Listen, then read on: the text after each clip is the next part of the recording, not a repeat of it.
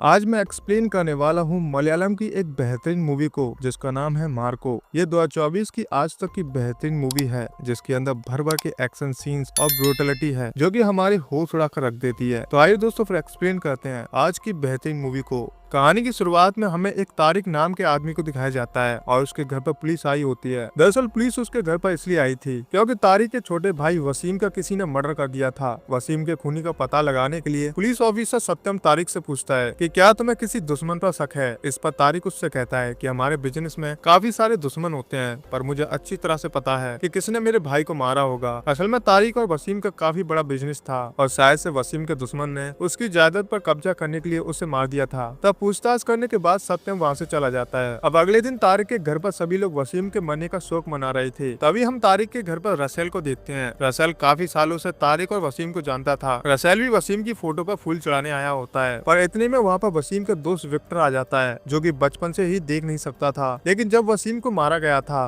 तब विक्टर भी उसी के साथ था। विक्टर को उस आदमी की स्मेल अच्छे से याद होती है जिसने वसीम को मारा था। साथ ही विक्टर उस खूनी की कार को भी अच्छे से जानता था। तब विक्टर को रसेल के शरीर से वही स्मेल आ रही होती है। इससे विक्टर समझ जाता है कि जरूर रसेल ने ही वसीम को मारा है। इसलिए विक्टर जल्दी से यह बात सभी को बताने जा रहा होता है मगर रास्ते में रसेल विक्टर को पकड़ लेता है। रसेल भी जानता था कि विक्टर को उस पर शक हो गया है। इसी वजह से रसेल विक्टर को पकड़कर अपने अड्डे पर ले जाता है। फिर वो विक्टर से कहता है कि तुम भले ही अंधे हो पर इसके बाद भी तुमने मुझे पहचान लिया, लेकिन अब मैं तुम्हें हमेशा के लिए मार दूंगा। इतना कहने के बाद रसेल विक्टर को एसिड के कंटेनर फेंक देता है। एसिड में गिरने की वजह से विक्टर चीखने चिल्लाने लगता है और धीरे धीरे एसिड के अंदर विक्टर का पूरा शरीर जल जाता है और उसकी दर्दनाक मौत हो जाती है। हालांकि जब रसेल ने विक्टर को एसिड में डाला था तब थोड़ा सा एसिड रसेल के हाथ पर भी गिर गया था, इसलिए एसिड की वजह से रसेल का हाथ भी थोड़ा सा जल जाता है। जिसके बाद हम रसेल के डैड टॉनी को देखते हैं। टॉनी एक बहुत बड़ा गैंगस्टर होता है। जो भी इंसान टॉनी की बात नहीं मानता था उसे टॉनी मौत के घाट उतार देता था। रसेल टॉनी को विक्टर के मरने की बात बता देता है। यह सुनने के बाद टॉनी बहुत ही ज्यादा घबरा जाता है क्योंकि विक्टर का भाई टॉनी से भी बड़ा आदमी था। टॉनी अपने बेटे से कहता है कि तुम लोग विक्टर की लाश को कहीं फेंक दो और किसी को भी उसकी लाश नहीं मिलनी चाहिए वरना विक्टर का बड़ा भाई हमें जिंदा नहीं छोड़ेगा। तो टॉनी के कहने पर रसेल और उसका आदमी देवराज विक्टर की लाश को नदी में फेंक देते हैं, लेकिन वो लाश नदी से बहते हुए किनारे पर आ जाती है। अब अगले दिन पुलिस ऑफिसर को नदी के पास विक्टर की लाश पड़ी हुई मिलती है तो सभी लोग सोच में पड़ जाते हैं कि आखिर विक्टर को किसने मारा होगा। फिर सत्यम विक्टर की गर्लफ्रेंड ईसा से विक्टर के बारे में पूछताछ कर रहा होता है। ईसा उसे बताती है कि विक्टर मुझे बहुत प्यार करता था और किसी ने जानबूझकर विक्टर को मारा है। यहाँ ईसा विक्टर की मौत से काफी ज्यादा दुखी थी और हमें पता चलता है कि ईसा और विक्टर ने साथ में जिंदगी जीने के लिए काफी सारे सपने देखे थे पर विक्टर की मौत के बाद सारे सपने चूर चूर हो गए। फिर विक्टर की बॉडी को पोस्टमार्टम के लिए भेज दिया जाता है और रिपोर्ट से सबको पता चलता है कि विक्टर को एसिड में डालकर मारा गया है। इसके बाद कमिश्नर सत्यम से कहते हैं कि वसीम और विक्टर का केस एक दूसरे से जुड़ा हुआ है पर जिसने भी विक्टर को मारा है वह जिंदा नहीं बच पाएगा क्योंकि विक्टर के दो बड़े भाई हैं, जॉर्ज और मार्को। जॉर्ज विक्टर का बड़ा भाई है और मार्को को जॉर्ज के पिता ने अडॉप्ट किया था। मार्को तो एक दरिंदा है, वो अपने भाई का बदला जरूर लेने आएगा। जिसके बाद हम जॉर्ज को देखते हैं जो अपने भाई की मौत पर मन ही मन रो रहा होता है। साथ ही जॉर्ज की छोटी बहन नैन्सी भी अंदर से बहुत दुखी होती है। इतने में जॉर्ज अपने आदमियों से कहता है कि मार्को कुछ काम से बाहर गया है, इसलिए तुम लोग मार्को को विक्टर के बारे में कुछ ही मत बताना। और जॉर्ज ने यह सब इसलिए कहा था क्योंकि वह मार्को को इस खून खराबे से दूर रखना चाहता था वरना वह कॉरम ला देगा। दूसरी तरफ जॉर्ज के बच्चे आपस में बातें कर रहे होते हैं कि जब भी हमारे परिवार पर मुसीबत आई है तब मार्को अंकल ने ही हमारी मदद की है। खैर पास में हमें मार्को के बारे में दिखाया जाता है। एक दिन जॉर्ज अपने घर में बैठा होता है तभी उसे जॉनी नाम का एक गुंडे का कॉल आता है। जॉनी उसे कहता है कि मैंने तुम्हारे भाई को किडनैप कर लिया है, अगर तुमने मुझे 4 किलो सोना नहीं दिया तो मैं उसे हमेशा के लिए मार दूंगा। जॉनी की धमकी सुनने के बाद जॉर्ज काफी घबरा जाता है और वह पूरे घर में अपने भाई विक्टर को ढूंढने लगता है। तभी उसे घर में विक्टर दिखता है और उसे देखने के बाद जॉर्ज को चैन की सांस आती है। हालांकि यहाँ जॉर्ज समझ जाता है कि जॉनी ने गलती से विक्टर की जगह मार्को को किडनैप कर लिया है और मार्को जॉनी को कुत्ते की मौत मारने वाला था। फिर जॉनी अपने गुंडों के साथ मार्को के पास आता है तो मार्को जॉनी से कहता है कि तूने गलत आदमी से पंगा ले लिया। यह कहने के बाद मार्को जॉनी के सभी आदमियों को दौड़ा दौड़ा कर मारने लगता है और फिर वह धीरे धीरे सारे लोगों को मार डालता है। फिर आखिर में वह जॉनी को भी भगवान के पास पहुंचा देता है। जिसके बाद अगले दिन जॉर्ज के घर पर उसकी बहन नैन्सी आती है। वह नैन्सी जॉर्ज से कहती है कि हम तीनों भाई बहन को जायदाद बांट लेनी चाहिए। इस पर जॉर्ज कहता है कि मार्को भी तो हमारा भाई है, इसलिए जायदाद के 4 हिस्से होंगे। यह सुनकर नैन्सी को गुस्सा आ जाता है और वह कहती है कि मार्को को तो पापा सड़क से उठाकर लाए थे,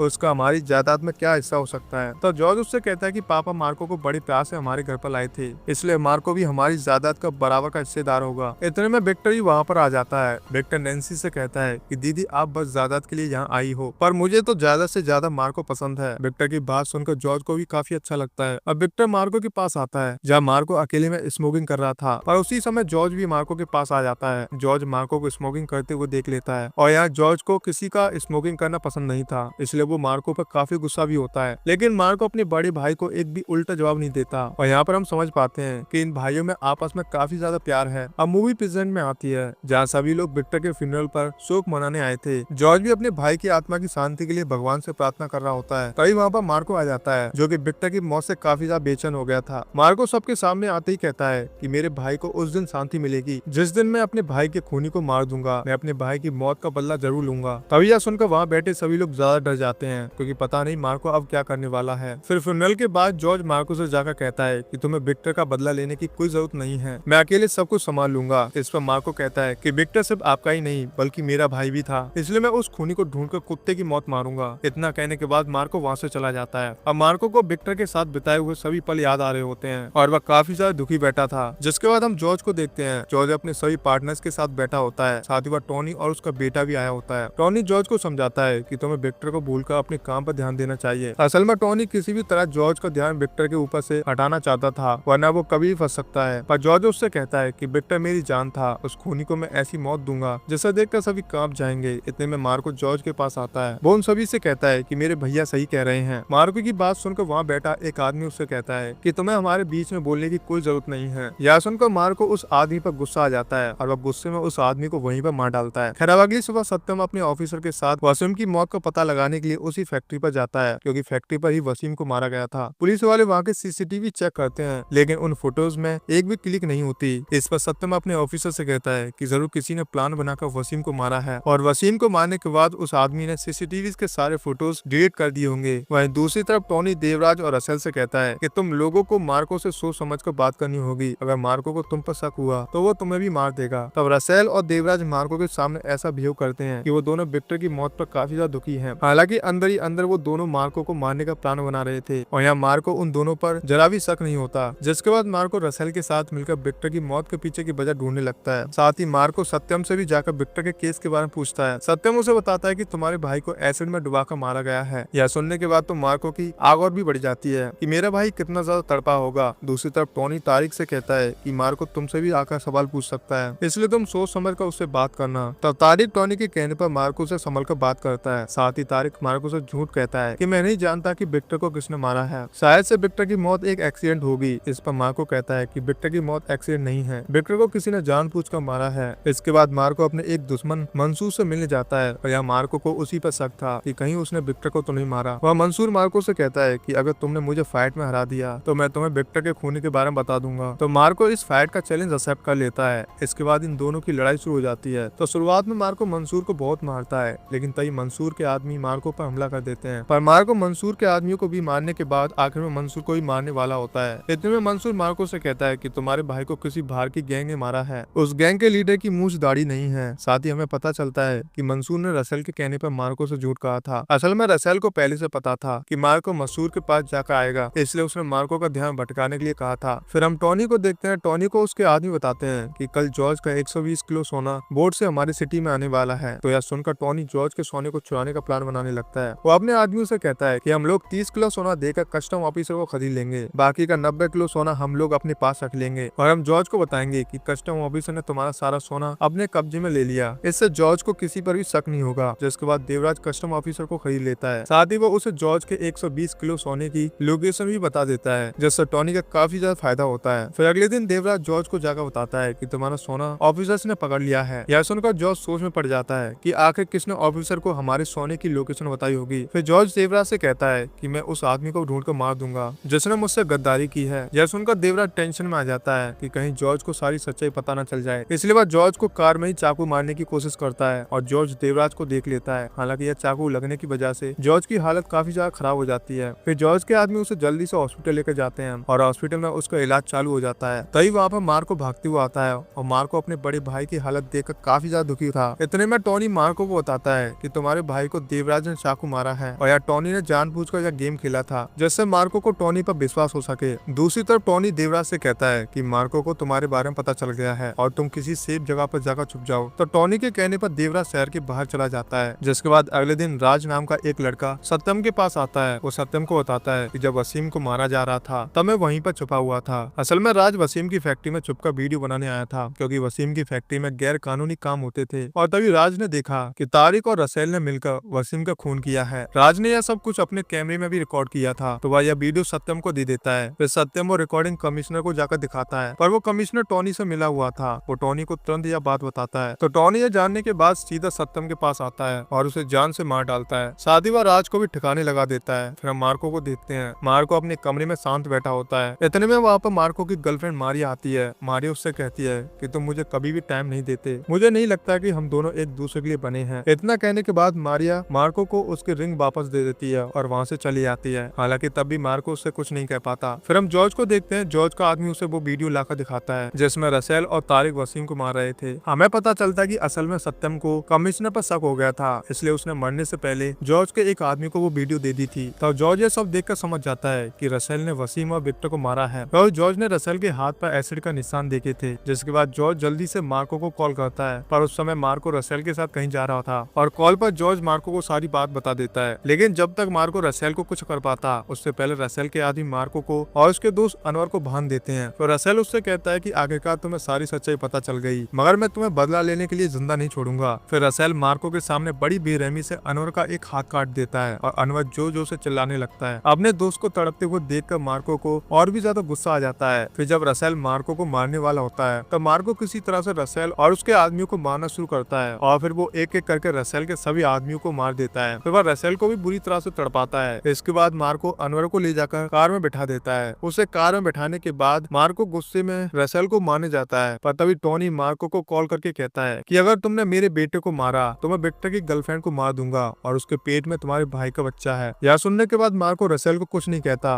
दूसरी तरफ जॉर्ज मार्को से कहता है कि टोनी को जो भी चाहिए मैं उसे देने को तैयार हूँ। मैं किसी भी तरह से अपने खानदान के वारिस को बचा कर रहूंगा। हालांकि मार्को जानता था कि टोनी इतनी आसानी से ईसा को नहीं छोड़ेगा, इसलिए मार्को सबसे पहले देवराज को ढूंढता है और वह देवराज को पकड़कर उसे एक बड़े से कंटेनर में बांध देता है। फिर वह देवराज से कहता है कि यह कंटेनर 10 मिनट में ब्लास्ट होने वाला है और अगर तुमने मुझे ईसा का पता नहीं बताया तो तुम्हें मरने से कोई बचा नहीं पाएगा। इतना कहने के बाद मार्को कंटेनर के बाहर आ जाता है। फिर थोड़ी देर में देवराज डर के मारे मार्को को ईसा के में बता देता है कि टोनी ने ईसा को अपने फार्म हाउस पे छुपा कर रखा है। यह सुनने के बाद मार्को जल्दी से टोनी के फार्म हाउस पर जाने लगता है और थोड़े समय बाद वो कंटेनर ब्लास्ट हो जाता है जिससे देवराज की वहीं पर मौत हो जाती है। इसके बाद फार्म हाउस पर मार्को टोनी के सभी गुंडों को बहुत मारता है और गुंडों को मारने के बाद जब मार्को ईसा के पास जाता है तब वहाँ पर मार्को को ईसा के बदले कोई और लड़की बैठी हुई दिखाई देती है। इतने में टोनी मार्को के पास आकर कहता है कि तुम्हें क्या लगा मैं ईसा को यहाँ छुपा कर रखूंगा, ईसा मेरे बेटे के कब्जे में है। फिर टोनी ईसा के बदले में मार्को से काफी सारे पैसे मांगता है। इसके बाद अगली सुबह मार्को एक बैग लेकर रसेल के पास जाता है। तब रसेल को लगता है कि उस बैग में पैसे होंगे लेकिन उस बैग में टोनी का हाथ होता है। तब रसेल अपने पिता का हाथ देखकर काफी ज्यादा डर जाता है और हमें पता चलता है कि मार्को ने ईसा को बचाने के लिए टोनी का किडनैप कर लिया है। साथ ही मार्को ने टोनी का एक हाथ भी काट दिया था। फिर मार्को कहता है कि तुम्हें टोनी का पता चाहिए ना तो तुम्हें ईसा को मेरे हवाले करना होगा। तो रसेल डर के मारे ईसा को मार्को के हवाले कर देता है और मार्को भी रसेल को टोनी का पता बता देता है। फिर रसेल अपने आदमियों के साथ उस पते पर जाता है तो वहाँ टोनी एक कमरे में बंधा हुआ था और जब रसेल उस कमरे को खोल रहा होता है तो टोनी अपने बेटे को मना करने लगता है क्योंकि टोनी के सर पर एसिड रखा हुआ था और वो एसिड का डिब्बा दरवाजे से जुड़ा हुआ था। अगर रसेल दरवाजा खोलता है तो वो एसिड टोनी के ऊपर गिर जाता, इसलिए रसेल खिड़की से कमरे के अंदर जाता है और वह बड़े आराम से वो एसिड अपने पापा के ऊपर से हटा देता है। पर तभी उसे पता चलता है कि टोनी के पैरों के नीचे बम रखा है। यह जानने के बाद रसेल अपने पिता को छोड़कर कमरे के बाहर आ जाता है और वहाँ पर बम ब्लास्ट होने की वजह से टोनी की वहीं पर मौत हो जाती है। यहाँ रसेल भी अपने पिता की मौत पर काफी ज्यादा दुखी होता है और वो भी ठान लेता है कि वह मार्को से अपना बदला लेगा। दूसरी तरफ जॉर्ज मार्को से कहता है कि हमें ईसा का ध्यान रखना होगा। साथ ही जॉर्ज घर पर मार्को को भी बुलाता है। वो मारिया और मार्को की वापस से सुलह करवा देता है और ये दोनों फिर से एक साथ हो जाते हैं। लेकिन अभी भी मार्को अपने परिवार की चिंता सता रही थी, जिसके बाद हम देखते हैं कि जॉर्ज तारिक को भी रस्सी से लटकाकर मार डालता है। अब रसेल अपने भाई साइरस के पास आता है। असल में टोनी ने साइरस को अडॉप्ट किया था। वह रसेल साइरस को टोनी की मौत के बारे में बता देता है, जो जानकर साइरस को बहुत ही गुस्सा आता है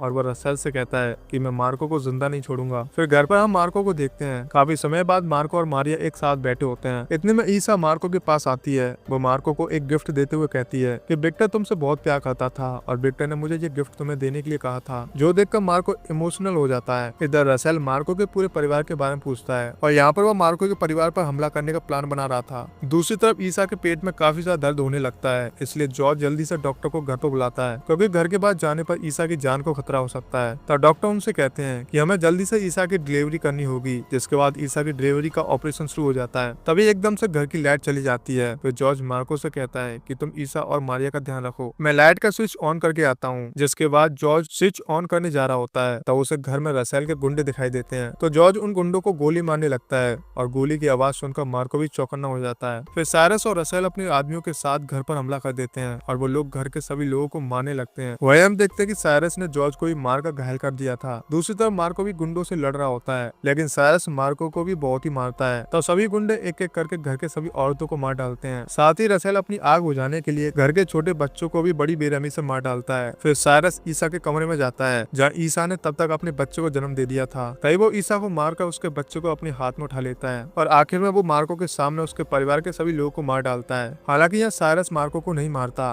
वो मार्को से कहता है कि मैं तुम्हें जानबूझकर नहीं मार रहा, क्योंकि मैं तुम्हें अपने परिवार के लिए तड़पते हुए देखना चाहता हूँ, क्योंकि मैं भी अपने बाप के लिए तड़पा हूँ। और फिर साइरस ईसा के बच्चे को अपने साथ लेकर चला जाता है, जिसके बाद मार्को अपनी आंखों के सामने अपने परिवार की लाश देखकर बहुत ही रोता है और वह सोच लेता है कि वो अपने परिवार का बदला उन सभी से लेकर आएगा। साथ ही मार्को ईसा के बच्चे को भी लेकर आएगा। अब मार्को अपने दिल में बदले की आग लेकर उनके अड्डे पर जाता है और वहाँ मार्को रसेल के सभी गुंडे को बहुत मारता है। वही हम देखते हैं साइरस ने ईसा के बच्चे को एसिड के पास रखा हुआ था, तभी मार्को सभी गुंडों को जान से मार डालता है और फिर वह सीधा आकर साइरस और रसेल से लड़ने लगता है। इसी दौरान वह रसेल के पेट में एक खंजर मार देता है। फिर लड़ाई के दौरान ही मार्को रसेल को मारकर उसके शरीर से दिल निकाल लेता है, जो कि देखने में काफी ज्यादा खतरनाक सीन था। और यह देखकर साइरस काफी ज्यादा डर जाता है, ये मार्को तो हैवान है, और वह उस बच्चे को उठा के एसिड में फेंकने वाला होता है। लेकिन इतनी देर में मार्को साइरस का गला काट देता है, जिसके बाद आखिर में मार्को का बदला पूरा होता है। हालांकि मार्को ने यहाँ पर अपना पूरा परिवार खो दिया था, तब मार्को उस बच्चे को लेकर अपने साथ चला जाता है। इसके बाद हम देखते हैं कि मार्को को अपने परिवार की बहुत याद आ रही होती है, पर उस बच्चे के अलावा मार्को के पास कोई भी नहीं था,